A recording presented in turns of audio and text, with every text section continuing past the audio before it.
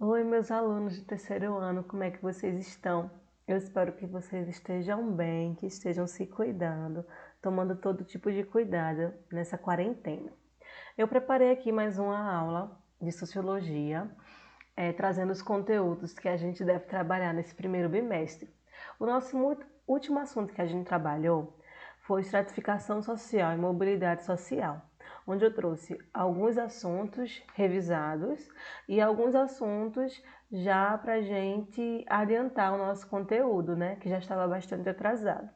Agora também estou caminhando junto com vocês. O nosso assunto agora é mobilidade e desigualdade social no Brasil. Eu espero que vocês tentem compreender bastante. Caso não, podem me perguntar a qualquer momento, ok? Bora lá! A mobilidade social no Brasil é interessante que a gente aprenda alguns conceitos para antes introduzir nas questões sobre desigualdade. Eu trouxe para a gente também dois estudos para a gente introduzir esses conceitos que a gente trabalhou na última aula sobre as classes sociais, classe alta, classe média e a classe baixa dentro do Brasil e sobre a questão da própria mobilidade. Vamos lá.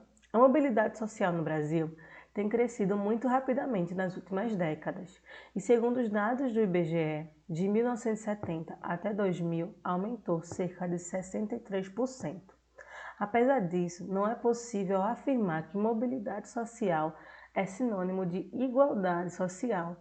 É essa diferença que eu quero que vocês peguem: mobilidade social e igualdade social. Por isso que esse tema é muito importante. A sensação que existe muitas vezes no Brasil é que a classe média está desaparecendo, enquanto as outras classes, como a alta e baixa, estão crescendo cada vez mais.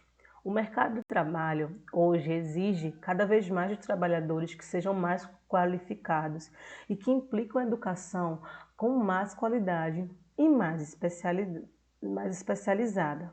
A falta de qualificação dos trabalhadores funciona, então, como um freio nessa mobilidade social, impedindo com que essa mobilidade social ela aconteça dentro do Brasil, porque os indivíduos poucos qualificados estão desempregados, ou seja, essa mobilidade social ela para, não existe mobilidade social, ou não consegue emprego que permitam alcançar uma classe social mais elevada.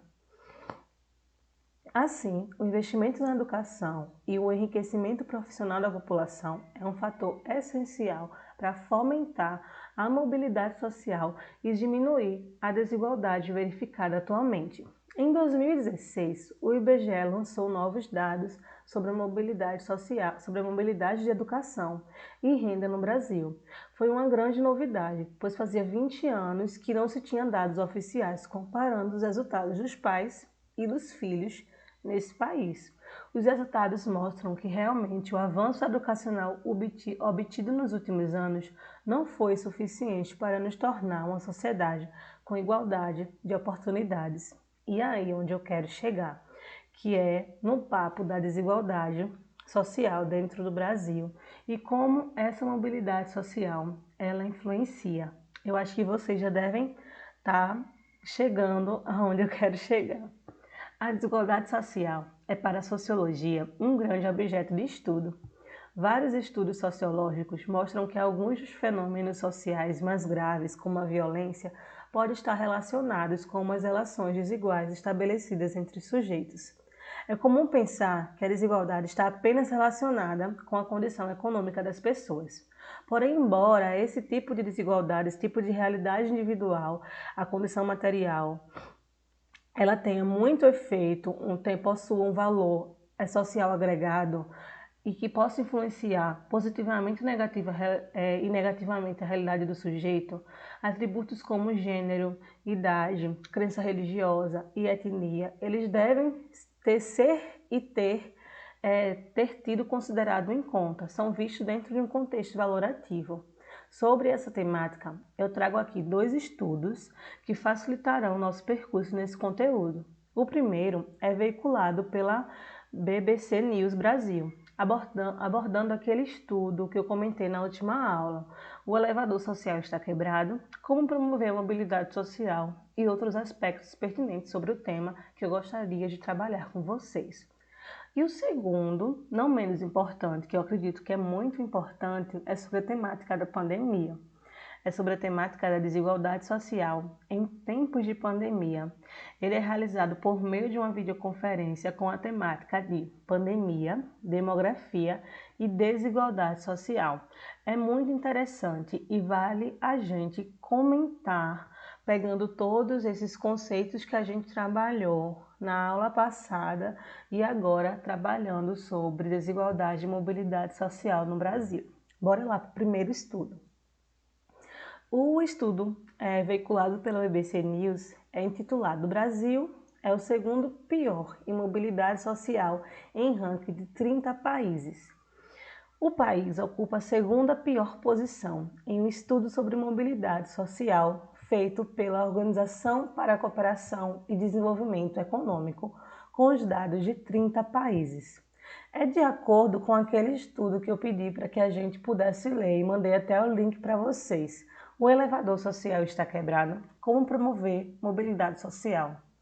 É interessante que vocês entendam o que é esse tipo de elevador social que eu estou falando aqui e agora. Seriam necessários 9 gerações para que os descendentes de um brasileiro entre os 10% mais pobres atingissem o nível médio de rendimento do país. A estimativa é a mesma para a África do Sul e só perde para a Colômbia, onde o período de ascensão levaria 11 gerações. O índice da OCDE foi construído levando em consideração a elasticidade intergeracional de renda, ou seja, quanto o nível de rendimento dos filhos é determinado pelos dos pais. A instituição ressalta no estudo que a simulação tem finalidade ilustrativa para dar dimensão da dificuldade de ascensão social e que não deve ser interpretada como um tempo preciso para que um domicílio de baixa renda atinja a renda média. Mas é preciso ver que realmente esse estudo ele pode ser visto na nossa realidade. E eu preciso que vocês tenham lido esse elevador social para poder compreender agora as outras questões que a gente vai trabalhar aqui. Vamos lá. Dos 10% mais pobres, a renda média, aqui os países como Dinamarca, Finlândia, Portugal, Estados Unidos, França, Alemanha, Chile, Argentina, Índia, China, África do Sul, Brasil, Colômbia, esses países que foram estudados e outros mais. E aqui está o tempo dessa mobilidade intergeracional. Esse tempo para que essa mobilidade, para que essa ascensão aconteça. Em países como a Dinamarca, esse tempo para que essa mobilidade aconteça leva 2 anos, enquanto na Colômbia, 11 anos leva para que essa mobilidade social ela aconteça. No Brasil, como eu já falei para vocês, são 9 anos para que essas famílias classificadas entre os 10% mais pobres cheguem até a renda média. Isso é muito interessante para que a gente tenha em mente, para que a gente estude e para que a gente conheça um pouco mais sobre a realidade da desigualdade social no Brasil. E como fatores, como educação, fatores sociais interferem nessa desigualdade. E outra temática que esse estudo aborda e que a BBC tenta abordar um pouco, consegue bastante abordar um pouco, é o chão pegajoso e o teto pegajoso. É intitulado Pai Pobre e Filho Pobre. Eu vou trazer para vocês dessa seguinte forma. Isso é o que o estudo chama de chão pegajoso. A dificuldade das famílias de baixa renda sair da pobreza, que a gente percebe claramente em nossa realidade.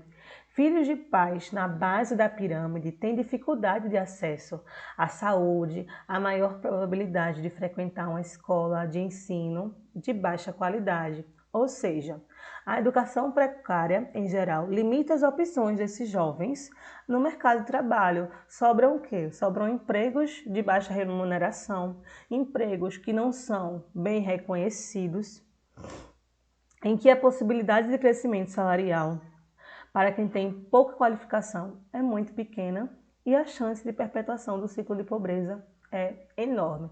Ou seja, é um ciclo, é realmente esse chão pegajoso que vai alimentando esse tipo de mobilidade, para que realmente essa mobilidade não aconteça. Nesse sentido, a desigualdade social e de renda destaca o levantamento, esse levantamento que foi realizado, é definidora do acesso às oportunidades que podem fazer com que alguém consiga ascender socialmente. E outra coisa que esse levantamento ele fala é que o país fez pouco para corrigir os problemas estruturais que mantêm esse movimento, esse ciclo de pobreza, a qualidade precária da educação, da saúde, a falta de treinamento para os milhões de trabalhadores de baixa qualificação, mantendo esse ciclo de pobreza, tornando esse chão pegajoso cada vez mais pegajoso. Mas também ele fala também que o Brasil fez um bom trabalho tirando os milhões de famílias da extrema pobreza com o Bolsa Família, por exemplo. Mas o que falta agora é fazer a segunda geração de políticas, essas políticas que tornem esse chão menos pegajoso, que faça essa mobilidade realmente funcionar, com que agora que essas pessoas saíram da extrema pobreza, elas consigam ascender a outras classes sociais, com qualidade na educação, com treinamento para os trabalhos mais qualificados e mais reconhecidos no mercado de trabalho. Além do chão pegajoso, como eu falei no início, países como o Brasil têm tetos pegajosos. Acrescenta Stefano Scarpetta, diretor de Emprego, Trabalho e Assuntos Sociais da OCDE, referindo-se às famílias de alta renda. O nível elevado de desigualdade se manifesta sobre a mobilidade no topo da pirâmide. Aqui é pequena a probabilidade de que as crianças mais abastadas, bem de vida, eventualmente se tornem adultos de classes sociais mais baixas que a dos pais, ou seja, chãos pegajosos, tetos pegajosos, que impedem que essa mobilidade aconteça. Aí o que faz que realmente essa mobilidade consiga ser vista? As classes médias, né? Que eu falei na última aula, a classe média. Enquanto as classes baixas, elas têm essa dificuldade de ascender socialmente, a classe alta também, por conta de vários problemas estruturais, historicamente mal resolvidos pela sociedade, também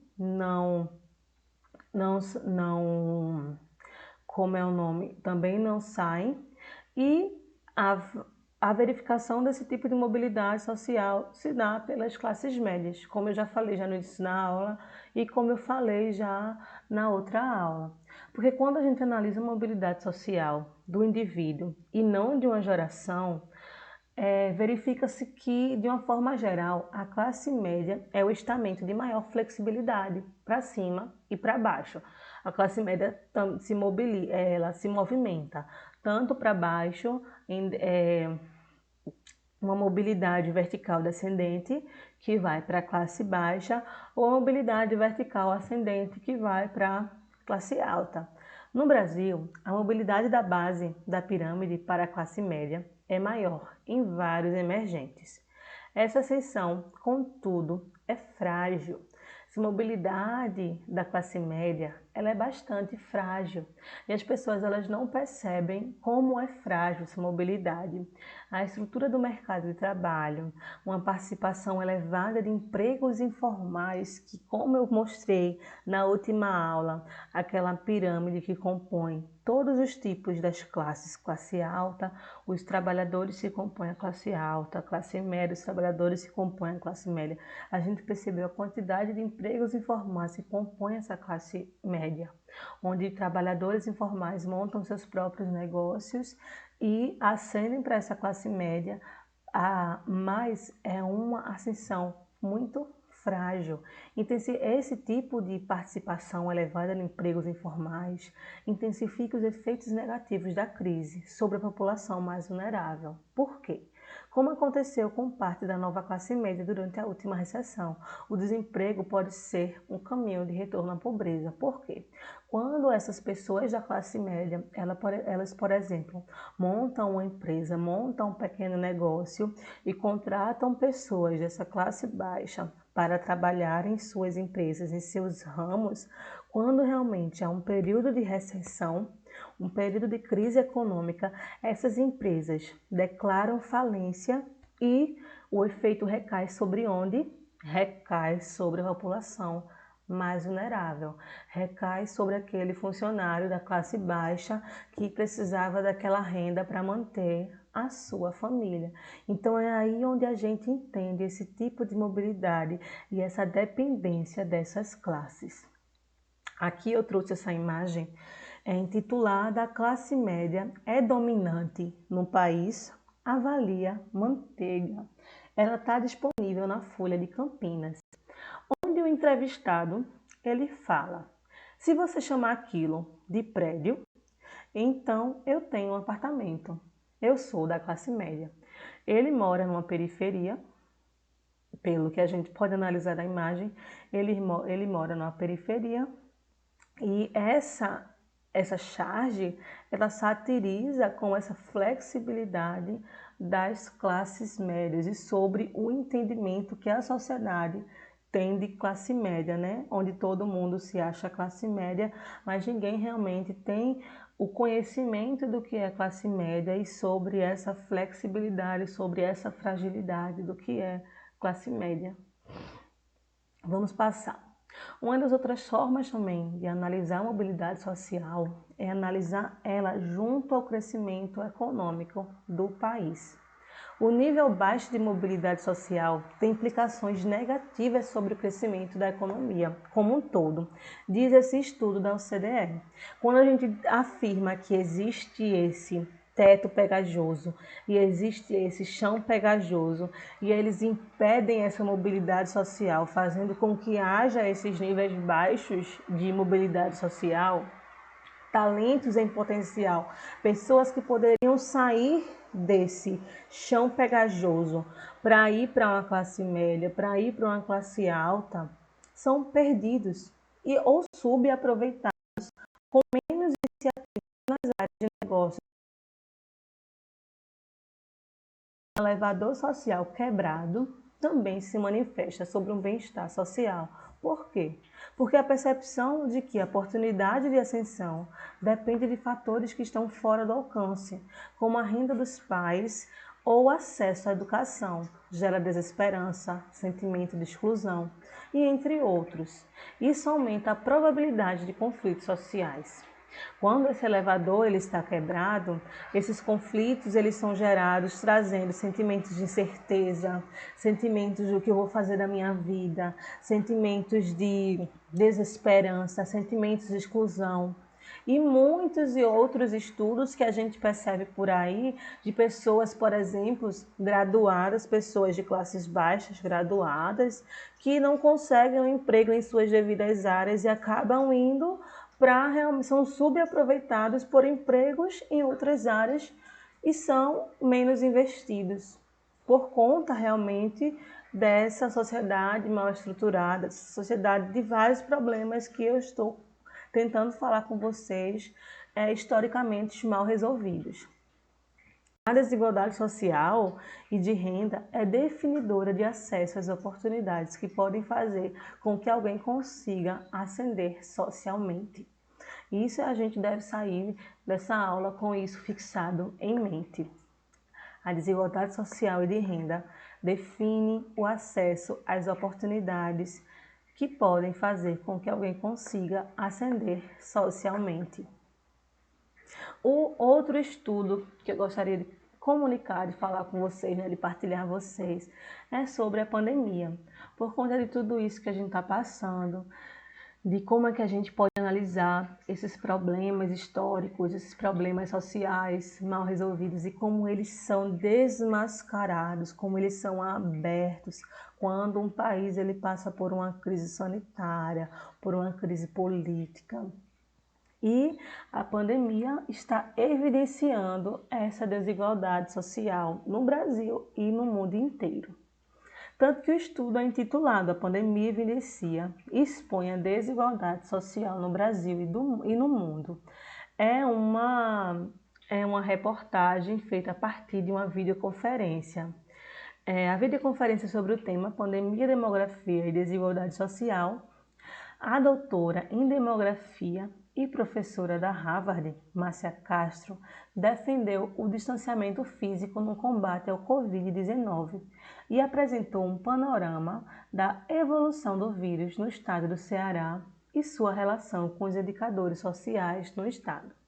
Ela alertou para as dificuldades que regiões de extrema vulnerabilidade social têm para seguir as recomendações da OMS, afirmando que o corona não discrimina por raça nem renda, mas evidencia e expõe as desigualdades que temos no Brasil e no mundo. É isso que esse tipo de crise, que esse tipo de pandemia, que esse tipo de dificuldade faz em um país com alto índice de desigualdade social. Realmente vai expor. Por quê? Porque quais são as pessoas que mais sofrem quando as recomendações são estar em constante higiene, está em casa, está em constante isolamento. São as pessoas que não têm condições de estar com constante higiene e são as pessoas que exigem mais dificuldade de estar dentro de suas casas. Então vamos lá, vamos continuar. Em sua fala, a doutora Márcia Castro destacou a dificuldade de fazer o distanciamento social em bairros pobres, onde as pessoas não têm recursos necessários para se proteger, como falta de água potável, falta de saneamento básico e entre outras faltas que a gente pode aqui sair enumerando muitas e muitas faltas de vários cuidados realmente do governo, principalmente nesses bairros periféricos. A gente entende que realmente nossa realidade, se você um dia, nessa quarentena, já foi fazer uma feira com sua mãe, ou saiu para resolver algum problema seu, você percebeu como é realmente diferente o distanciamento social em bairros periféricos e em bairros de alta condição social aqui na cidade do Recife. Essa videoconferência, eu peguei essa reportagem a partir do site do estado do Ceará, que eu vou colocar o link logo mais, mas ele pode ser refletido em todos os estados do Brasil. E alertou para a confusão entre as instâncias governamentais brasileiras quanto à defesa do isolamento. Isso é muito importante, gente. E como isso prejudica a comunicação entre os mais pobres e vulneráveis, como essas pessoas que já têm um baixo índice de contato com meios de comunicação, elas tentam entender esse tipo de defesa do isolamento social. Uns defendem, outros não defendem. E que essas pessoas elas estão nas instâncias governamentais. Imagine como isso é difícil. Porque essas pessoas, como eu falei agora, essas pessoas, elas estão realmente, elas são as pessoas que têm maiores dificuldades em seguir as recomendações da OMS. E imagine quando o nosso próprio país ele já tem dificuldade de seguir as recomendações da OMS. E quando essas dificuldades elas são realmente legitimadas pelas instâncias governamentais. Imaginem como essas pessoas elas ficam. Outra questão também que esse estudo vem trazer, que essa videoconferência que ela está trazendo, é o maior número de óbitos nos bairros de IDH mais baixo. O médico Antônio da Silva Lima Neto, integrante do Consórcio Nordeste, explicou que no início os bairros centrais, aqui ele está citando bairros centrais do Ceará, no alto índice de desenvolvimento humano, registram o maior número de casos. Hoje a transmissão viral está na cidade inteira.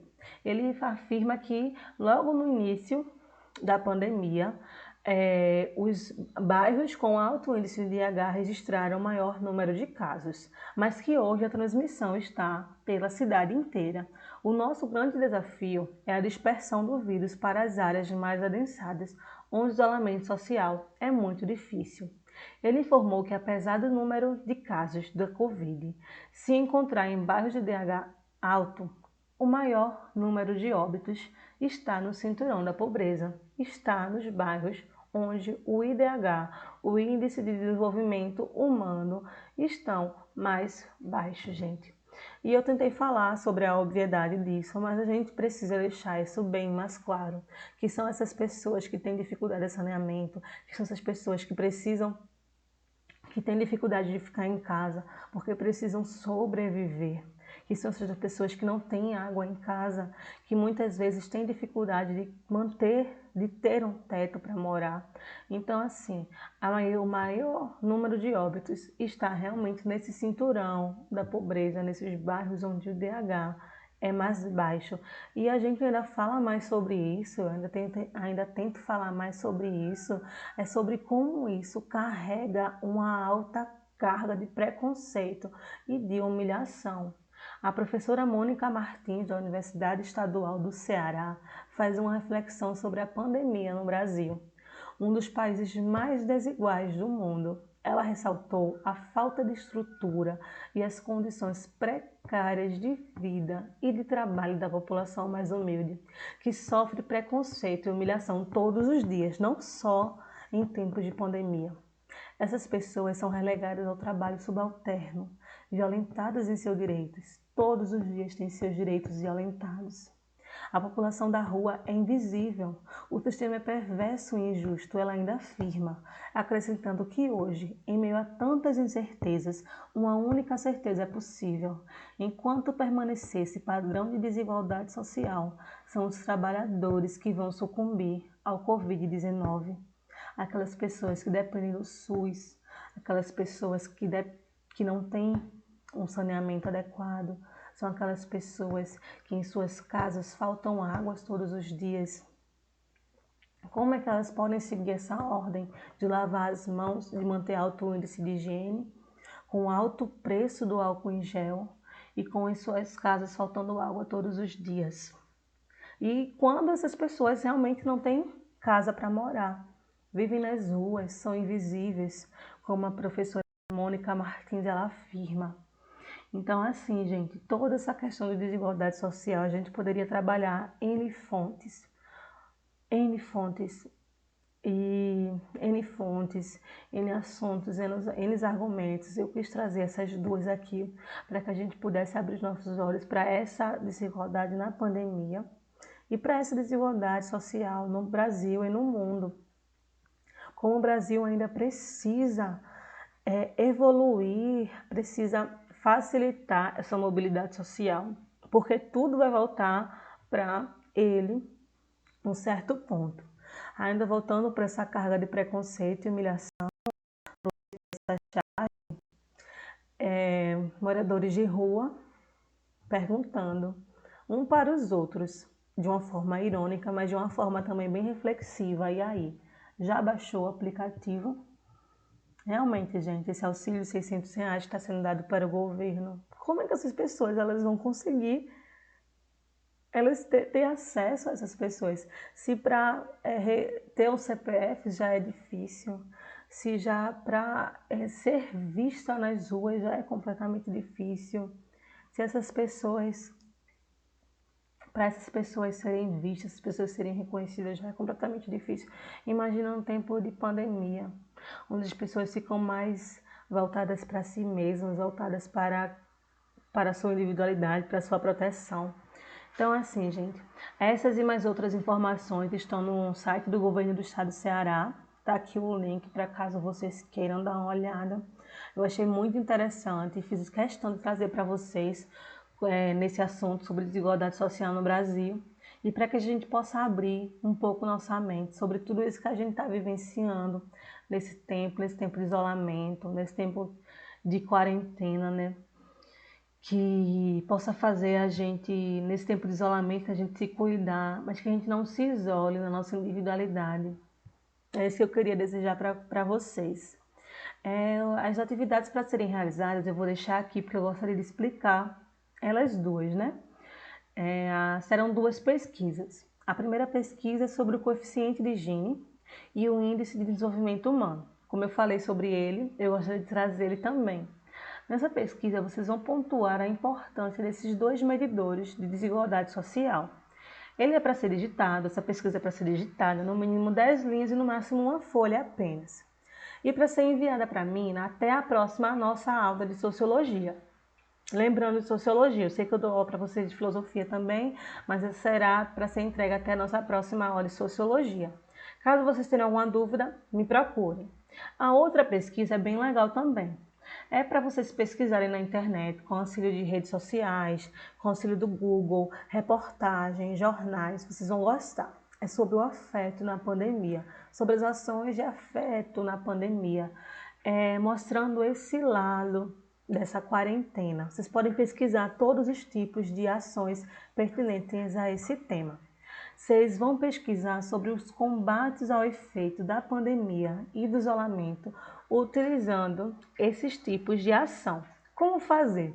Vocês podem pesquisar ações de grupos autônomos, ações de comunidades, de grupos de bairros, de comunidades religiosas, de ONGs, de jovens, de grupos de idosos, de psicólogos fazendo atendimentos online, de várias ações que tentam trazer esse afeto para a população que tanto precisa, para a população que está isolada, de músicos que estão fazendo as suas lives gratuitas e ao vivo, arrecadando fundos para levar para as ONGs, para levar para as instituições carentes.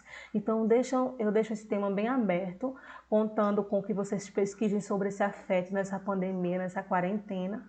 E essa pesquisa eu quero ouvir de vocês. Vocês vão gravar um áudio, ou pode ser em vídeo, vocês vão me enviar esse áudio, esse vídeo, para me enviar também até a nossa próxima aula de Sociologia. Qualquer dúvida, me procurem. Aí o tempo vocês podem decidir. Quanto vocês quiserem falar, eu vou querer ouvir, vai ser bastante legal, tá bom? E qualquer dúvida, me procurem, vou estar disponível, vocês têm meu número e o meu e-mail, tá bom? E espero que vocês tenham gostado e aprendido bastante sobre esse tema. Eu me emocionei muito e também gostei muito de falar com vocês. Tô com saudade, minha gente, se cuidem. E é isso. Até a próxima aula. Até mais. Um beijo. E eu gosto muito de vocês, viu? Tchau.